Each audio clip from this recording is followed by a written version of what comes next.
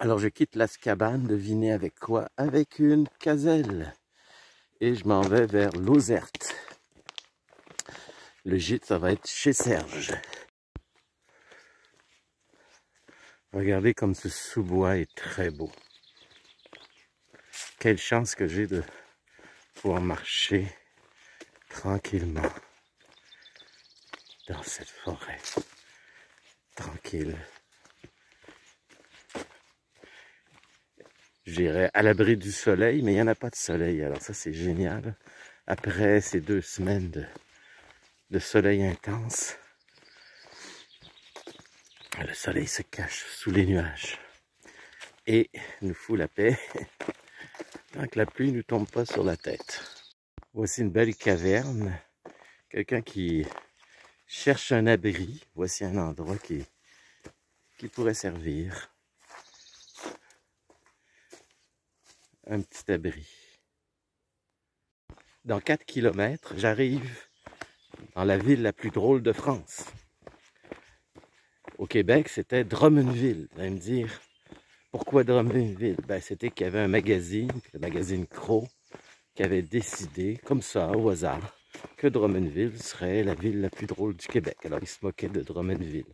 Et ça a mis Drummondville sur la map, sur la carte. Mais, en soi, Drummondville n'est pas une ville particulièrement drôle pour ceux qui connaissent Drummondville. C'est une ville comme une autre. Une ville inter-étape parce qu'elle se situe entre Québec et Montréal. Souvent, on arrête pour aller au resto. Et le village que je m'en vais, c'est plus un village, elle a sa raison. Elle a sa raison de le village le plus drôle de France. Et je vous laisse la surprise. C'est dans 4 kilomètres. Voilà un champ de tournesol. Mais malheureusement, ils ne sont pas tournés vers le soleil puisqu'il n'y en a pas de soleil. C'est ça qui est malheureux pour eux, mais qui est mieux pour moi. Parce que le soleil, j'y ai goûté. Ça fait plusieurs semaines. Voilà une œuvre originale pour nous indiquer la direction du chemin. Pourquoi pas une godasse. Alors voici le chemin que ceux qui aiment les pâtes vont préférer. Regardez bien ça. La côte de pasta. Alors, on ne peut pas avoir mieux comme nom. Ça ferait un bon nom de restaurant. La Costa del Pasta. Regardez qu'est-ce qui s'en vient. Une 2 chevaux. Ça, c'est l'auto mythique. En fait, c'est la Diane.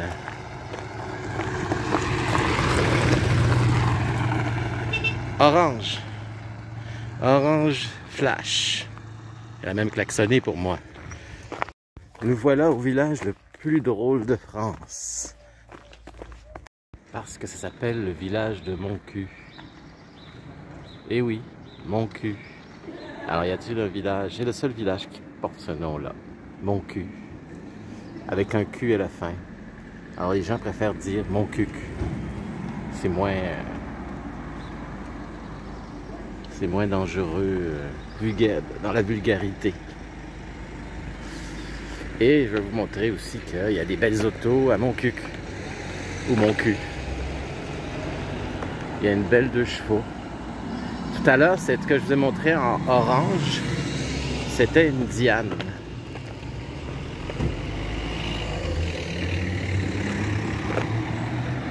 Mais ça, c'est vraiment une 2 chevaux. En tout cas, ça y ressemble. Oh ouais, c'est une 2 chevaux. On ne peut pas se tromper. Toit ouvrant. La place en masse. Réservoir. Ça consomme presque rien. Le réservoir est juste là, vous voyez. C'est pas très... c'est simple au bout. Ce qu'il disait, pour faire une 2 chevaux, il fallait qu'on puisse transporter un panier d'œufs, sans qu'il se casse. Alors la 2 chevaux a une suspension remarquable sur les chemins raboteux. Alors, on va aller dans mon cul. On va découvrir mon cul.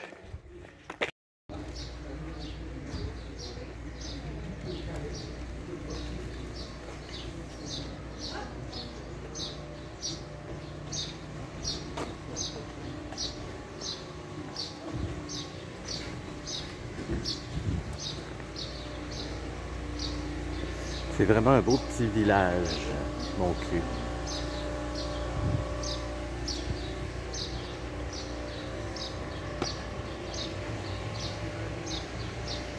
Surtout cette maison qui est au coin, qui a vraiment de la gueule.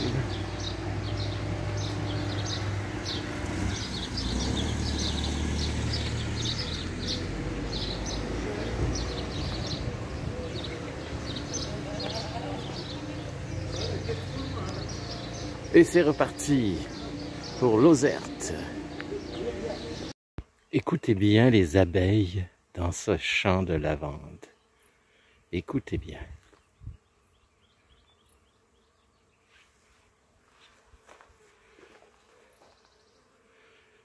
Elles sont tous en train de butiner. Elles sont folles de plaisir dans un champ aussi grand. Il y en a pour longtemps. Voici une autre grotte, mais elle est interdite parce qu'il y a eu des éboulis.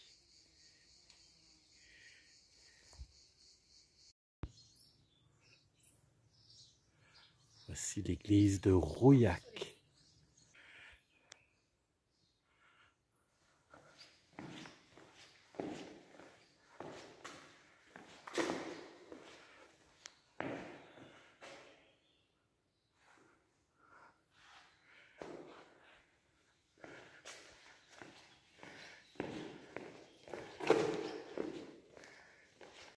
Voilà le village de Lozerte, qui est mon étape finale.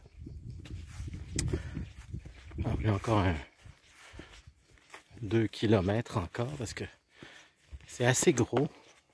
Alors, on a l'impression qu'on est arrivé, mais c'est une impression. Ce que vous savez pas, c'est qu'il faut monter tout là-haut, car mon gîte est en haut de Lozerte. Et c'est une petite trotte, je peux vous le dire. Alors, je suis au gîte chez Serge. C'est une maison qui date de 1100, en 1100, quoi. Vous voyez, chez Serge. Alors, sa belle petite pancarte. Et vous entrez par ici. Et c'est un ancien postier, très gentil, très généreux de sa personne. Et je suis dans le village de Lozerte, qui vaut vraiment la peine. Regardez, il y a de la musique, il y a de la vie ici, c'est incroyable. Alors, il paraît qu'il y a une vue ici incroyable, alors je vais aller voir ça. Regardez-moi ça, j'ai même un canon qui me protège. Regardez-moi ça, c'est incroyable la vue qu'on a ici. Une vue imprenable. Alors je suis descendu à la place du canon parce que la vue est incroyable. Regardez-moi ça. C'est fou. Puis regardez les édifices. C'est fou, c'est fou, c'est fou. Alors ça vaut une panoramique, hein?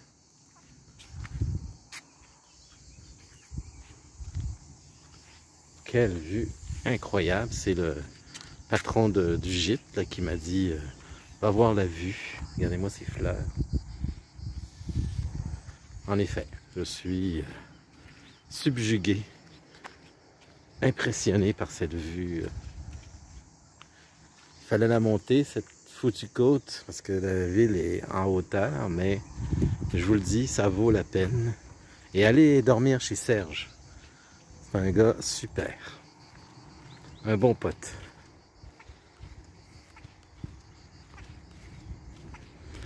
Alors, regardez la rue. Une chance qu'il n'y a pas de verglas ici, hein? Parce qu'une rue comme ça, là, tu revoles très loin. Alors, on va aller visiter la ville, la place. En fait, pas la ville, c'est pas une ville, c'est un village. Et on va aller sur la place centrale. Alors, c'est un petit village. Mais comme vous pouvez l'entendre, il y a de la vie.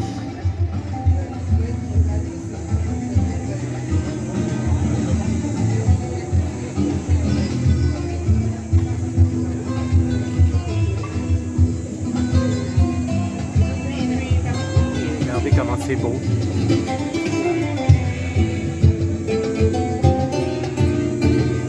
Ils ont mis des tables tout le tour.